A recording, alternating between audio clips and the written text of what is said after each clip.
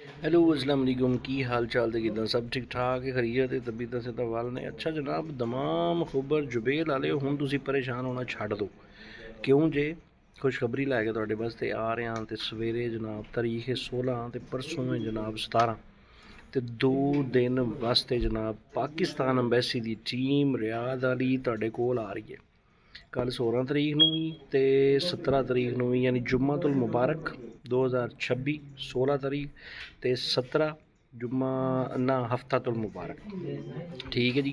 जुम्मातुल मुबारक ते हफ्ते वाले दिन जनाब वो आ रहे ने पाकिस्तान अंबैसी की पूरी टीम नाल नादरा की टीम भी होएगी ते नाल कम्यूनिटी वैलफेयर टीम जिहड़ी हरूब वाली या इकामा वगैरह जिहड़े मसले मसाइल तुहाडे उस हिसाब नाल ने ਉਹ ਵਾਲੀ ਵੀ ਪੂਰੀ ਟੀਮ ਜਨਾਬ ਉੱਥੇ ਮੌਜੂਦ ਹੋਏਗੀ। ਹੁਣ ਤੁਹਾਡੇ ਜਿਹੜੇ ਵੀ ਮਸਲੇ ਮਸਾਇਲ ਨੇ ਕਾਮੇ ਦੇ ਰਿਲੇਟਿਡ ਹਰੂਬ ਦੇ ਰਿਲੇਟਿਡ ਜਾਂ ਤੁਸੀਂ ਆਪਣਾ ਸਟੇਟਸ ਕੋਈ ਅਪਡੇਟ ਕਰਵਾਉਣਾ ਜਾਂ ਕੋਈ ਦਸਤਾਵੇਜ਼ਾਤ ਕੋਈ ਆਪਣੇ ਡਾਕੂਮੈਂਟਸ ਵਗੈਰਾ ਉਹ ਕਰਵਾਉਣੇ ਨੇ ਅਪਗ੍ਰੇਡ ਜਾਂ ਅਟੈਸਟੇਸ਼ਨ ਉਹਦੀ ਕਰਵਾਉਣੀ ਹੈ ਜਾਂ ਕੋਈ ਵੀ ਤੁਸੀਂ ਇਸ ਕਿਸਮ ਦਾ ਡਿਸਕਸ ਵਗੈਰਾ ਕਰਨੀ ਹੈ ਤੇ ਤੁਸੀਂ ਜਨਾਬ ਪਹੁੰਚ ਜਾਣਾ।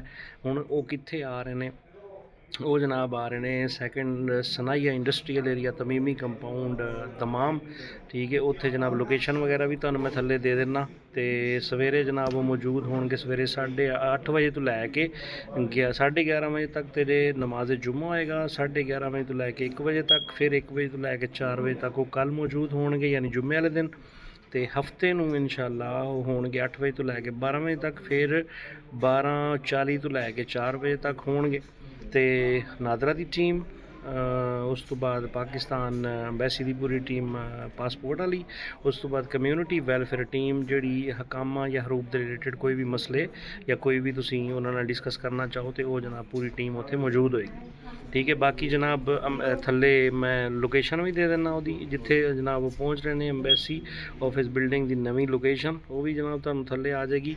ਤੇ ਹੋਰ ਕੋਈ ਗੱਲਬਾਤ ਹੋਵੇ ਤਾਂ ਤੁਸੀਂ ਜਨਾਬ ਕਮੈਂਟਸ ਦੇ ਵਿੱਚ ਆਪਣੇ ਭਰਾ ਨੂੰ ਯਾਦ ਕਰਿਓ ਤੇ ਇਨਸ਼ਾਅੱਲਾ ਜਨਾਬ ਤੁਹਾਡੇ ਸਵਾਲਾਂ ਦੇ ਜਿਹੜੇ ਨੇ ਉਹ ਦੇਵਾਂਗੇ ਜਵਾਬ ਇਨਸ਼ਾਅੱਲਾ।